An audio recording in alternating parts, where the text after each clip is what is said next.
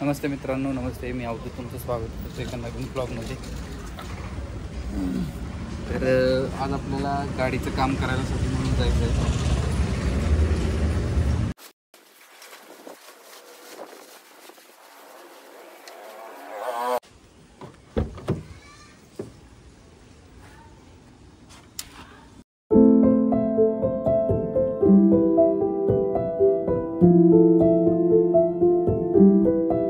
तर आज आपण एका आपल्या गाडीचं काम करायला जाणार आहे.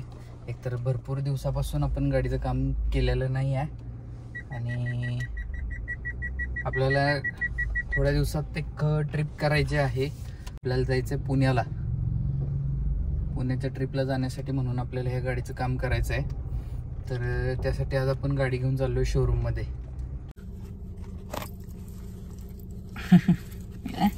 थोडं स्टँड करावं लागतंय, पकडायला येत नाही काय नाही आणि बेल्ट टाईट आहे आपला, त्यामुळं थोडंसं पकडून हे करायला लागतंय. तर आज गाडीचं सर्व्हिस करण्यासाठी म्हणून आपण आता शोरूममध्ये निघालोय. रेग्युलरवाली सर्व्हिसिंग करायची आपल्याला, त्यासाठीच चाललोय शोरूममध्ये. शोरूम काय आपल्या घरापासून लांब नाही आहे, हार्डली 5 मिनिटाच्या अंतरावरती आहे. 5 मिनिटं पण जास्तच सांगतोय मी. 2 मिनिटात आपण शोरूममध्ये पोहोचतोय. सो आता शोरूममध्ये जाऊन आजचा एक्सपिरियन्स आपल्याला कसा येतोय बघूया. तर जास्त अंतर जायला लागणार नाही आपल्याला, 2 मिनिटातच आपण शोरूममध्ये पोहोचतोय. आणि आत्ता ह्या ठिकाणी आपण आलेलो आहे शोरूममध्ये.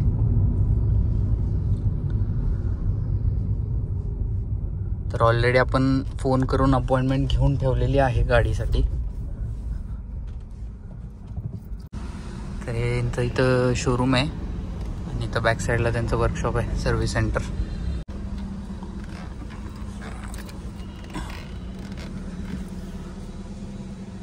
सो बघूया आपण आता काय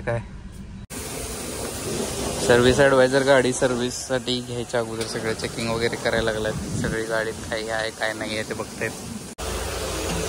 नवीन गाडीची डिलिव्हरी आहे इथं आणि नंबर प्लेट फिटिंग करायचं आहे. आज फर्स्ट टाइम आपण बघणार आहे की नंबर प्लेट फिटिंग करताना रिबीट कसं मारतात. तुम्हाला दाखवतो थोड्या वेळात. हे याला काय म्हणतात? नंबर प्लेट फ्रेम आहे काय? नंबर प्लेटच्या फ्रेममध्ये ते नंबर प्लेट बसती आणि त्याच्यावरती हे रिबीट मारलं जाते डायरेक्टच. ते रिबीट कुठं बसणार आता? डायरेक्टच मारायला लागतं. ओके, ही अशी फ्रेम असते ही. ह्या फ्रेमला मागं हे आहे, त्याच्या अकॉर्डिंग साईज घ्यायची आणि ते फिट केलं जातं. त्याच्यामध्ये डायरेक्टच इथं बसवलं जातं.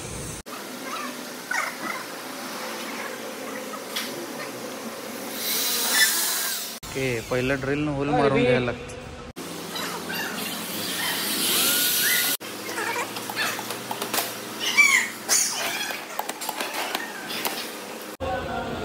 हे मशीन आहे आणि ह्या रिबीटला हा पुढं हा जो शेप दिसतोय हा ओढला जातो ह्या मशीननं आणि त्याच्यानंतर ते जे एकदम एंडला आलं की ते कट होऊन जाते. आता मला त्याचं मेकॅनिझम समजलं, तुम्हाला पण दाखवलं. 1 number. A few minutes later. गाडी सर्व्हिसिंगला घेऊन आलो आहे. बराच वेळ झाला. तुम्ही मगाशी ते रिबीटचं पण बघितलं. त्यानंतर मी बराच वेळ इथं चर्चा करत होतो इथं. तर त्यांचा आता इथं लंच ब्रेक झालेला आहे. लंच ब्रेक झाल्यामुळं आपल्याला पण लंच करायला जावं लागणार आहे. तर लंच करून मागे तुम्ही आणि नंतर गाडीची काय कामं करणार आहेत काय नाही. जनरल काम आहे, मेजर काय काम नाही आहे आपलं. जनरलच गोष्टी होणार आहेत तिथं. तर त्या मी सगळ्या आल्यानंतर तुम्हाला दाखवतो काय काम केलं आपण. ते घरापासून जवळच असल्यामुळं आपण पण चालत आता घरी निघालोय. 1 hour later. 2 वाजल्यात आणि एवढी एक्साइटमेंट आहे की मी जेवलेलो पण नाही आहे. आपल्या जाऊया पटकन गाडीजवळ काय कामं होतात काय नाही बघूया सगळी. सो आत्ता लगेच आपण गाडीकडं परत निघालो आहे. पोचलो शोरूमला परत आपण. आणि आज शोरूममध्ये आपल्याला काही जनरलवालं सर्विस आहे. ऑइल बदली, ब्रेक पॅड आणि जे काही जनरल कामं होतात तेवढेच चेंज होणार आहे तिथं. गाडी लावली आपल्या इथं बेवर. आता काम चालू होईल गाडीचं. आत्ता जस्टच गाडी करायला घेतलं इथं. तर इथं आता आपल्याला गाडीचं काम चालू झालं. त्याच्यामध्ये आपण काम करताना जनरल चेकअप करणार आहे. जनरल आणि काय इंजिन डिकार्बन करणार आहे. इंजिन डिकार्बन केल्यामुळं काय होते आपल्याला 2 मिनटात समजेल. मी सांगतो तुम्हाला काय होतं इंजिन डिकार्बन केलं. इंजिन डिकार्बन केल्यामुळे इंजिनमधला सगळा जे कार्बन जो आहे तो बाहेर निघतो. बरं, इंजिन फ्री होतं.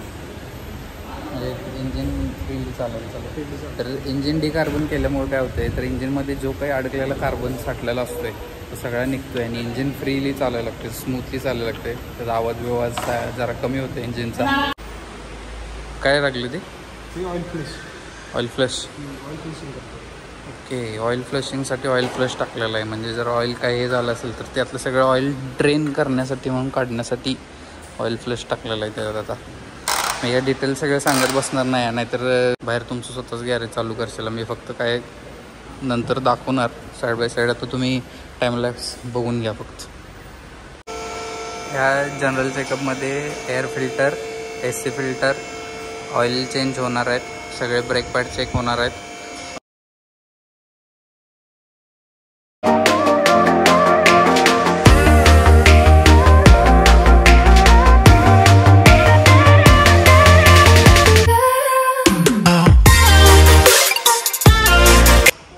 गाडीचे टायर जोडून ब्रेक पॅड चेक करून गाडी आता खाली आल्या पूर्ण.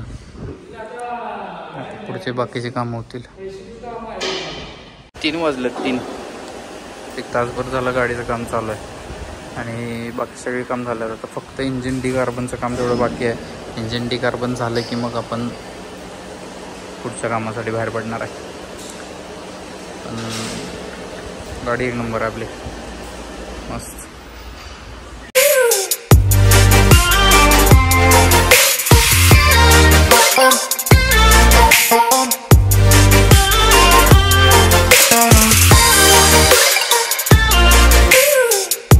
इंजिन डिकार्बनची प्रोसेस चालू झाला. इंजिन डिकार्बनमध्ये आता हे जे बॉटल इथं सोडलेली आहे त्याच्यामध्ये ऑइल असते आणि ते ऑइल इथल्या एअर फिल्टरच्या हाऊसमध्ये आत सोडलं जाते आणि तिथून ते ऑइल कंटिन्यू इंजिनमध्ये फ्लो होते आणि मागं सायलेन्सरमधून सगळा जो काही कार्बन बाहेर पडतो तो काळ्या धुराच्या ह्याच्यात बाहेर पडत असतो तो ॲज अ कार्बन म्हणून. एअर प्रेशर दिलं जाते त्याला आणि एअर प्रेशरच्या साह्यानं ते ऑइल इन्सर्ट केलं जाते तिथं आतमध्ये. ही ग्रीन कलरची पाईप जोडलेली दिसते तुम्हाला.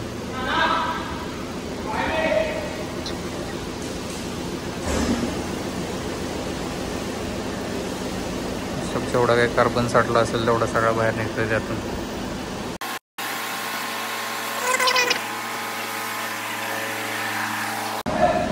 एक्झॉस्टच्या इथं ते सगळं असं घाण वास यायला चालू झालं आहे कारण त्यातलं जे काही कार्बन आहे ते बाहेर पडते. हो, इथं फॅन चालू आहे, मस्त वाटतं इथं जरा. स्मेल येतो असं गंदू घाणवाला स्मेल येतो. A few minutes later. गाडीची ऑलमोस्ट सगळी आपली कामं झाली आणि काय काय केले आपण तर गाडीमध्ये आपण पहिला AC इकडे या साईडला या उजेड एकंड आहे. AC फिल्टर क्लीन केला, एअर फिल्टर क्लीन केला, त्यानंतर ऑइल सोडलं, ऑइल फिल्टर बदलला, त्यानंतर ऑइल ब्रेक चेक केलं. ऑइल ब्रेक चेक केलं, check and cleaning and greasing. Okay, ब्रेकचं सगळं ब्रेकचं सगळं जनरल चेकअप चेकअप केला आपण. बरं, बॅटरी वॉटर वगैरे, पुन्हा पाणी, shampoo, brake oil, clutch oil, अशा प्रकारे आपण जनरल चेकअप पूर्णपणे केलेलं आहे. All lights check, wiper check.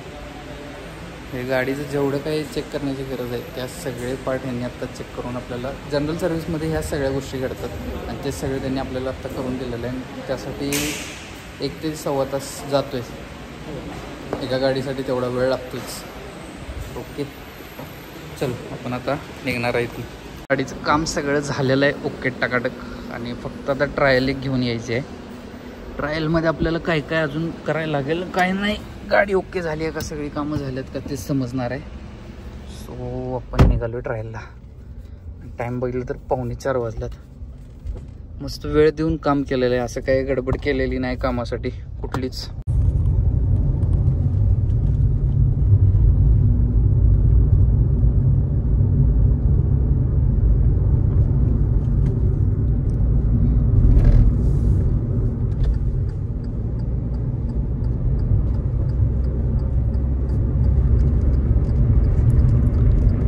डिकार्बन केलं आहे गाडीला. डिकार्बन केल्यामुळे गाडीचं इंजिन स्मूथ झालं आहे, आवाज कमी झाला आहे, गाडी एकदम फ्रीली पडायला लागलेली आहे स्मूथली. आणि पिकअप वगैरे वाढलेलं आहे गाडीचं. जनरल चेकअप झाल्यानंतर ऑलरेडी गाडीचं सगळाच परफॉर्मन्स परत चांगला होतो आहे.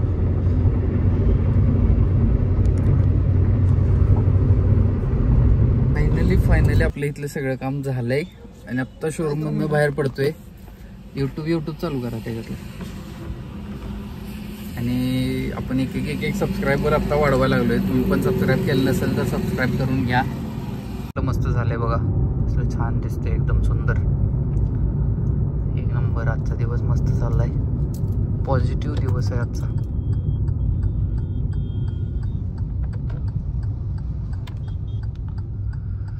सो आत्ता आपण आलेलो आहे अलाइनमेंट करण्यासाठी.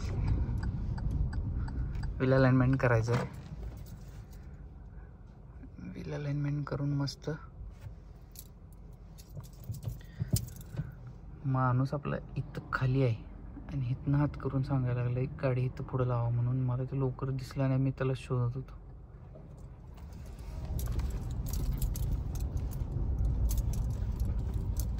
फायनली आत्ता गाडी लागल्या अलाइनमेंटसाठी.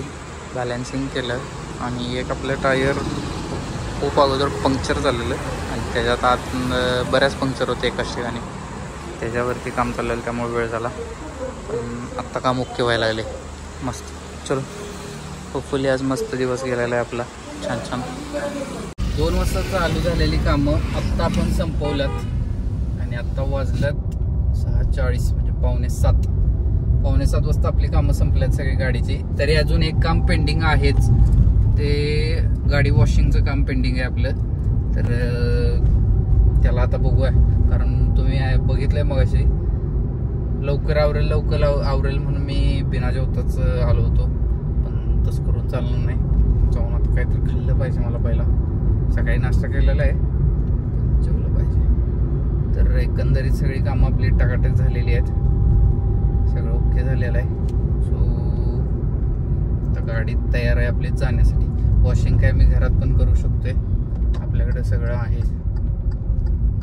चला जाऊया घरी, आपण पोचतोयच. घरी आलोय मित्रांनो. तर आजच्या ब्लॉगमध्ये तुम्ही बघितलं आपण गाडीची सगळी कामं, सगळी म्हणण्यापेक्षा जनरल जी कामं लागतात ती सगळी सर्व्हिसिंग केलेलं आहे. रुटीनचं जास्त ते केलेलं आहे आपण. त्यानंतर तुम्ही व्हील अलाइनमेंटची पण बघितलं, व्हील अलाइनमेंट बॅलन्सिंग केलेलं आहे. एक टायर आपलं पूर्ण खराब झालं होतं, तर ते टायर पण आपण दुरुस्त करून घेतलेलं आहे, जेणेकरून आता लाँग रूटला जरी गाडी फिरवली तरी लाँग रूटला काही आपल्याला प्रॉब्लेम येणार नाही आहे. आणि आपल्याकडे एक सरप्राईज आहे. काय सरप्राईज आहे तर आपण जाणार आहे थोड्या दिवसानंतर पुण्याला. तर पुण्याला का चाललो आहे, काय सरप्राईज आहे काय नाही, हे थोडं सरप्राईज खेळूया. मी सांगतो तुम्हाला, पण जाणार आहे पुण्याला हे सांगतोय तुम्हाला मी. कधी जाणार आहे काय जाणार आहे हे पुढं समजेल तुम्हाला पुढच्या ब्लॉगमध्ये. पण आपण जाणार आहे थोड्या दिवसात आणि घरी येऊन फ्रेश वगैरे झालेलो आहे आणि नंतरच मी ब्लॉग चालू केला आहे. हा आता चालू केला इन द सेन्स आता संपवतो आहे. तर आजचा ब्लॉग कसा वाटला काय वाटला सगळी कमेंट करून सांगा सगळ्यांनी. आणि आता भेटू आपण पुढच्या ब्लॉगमध्ये. तोपर्यंत बाय बाय.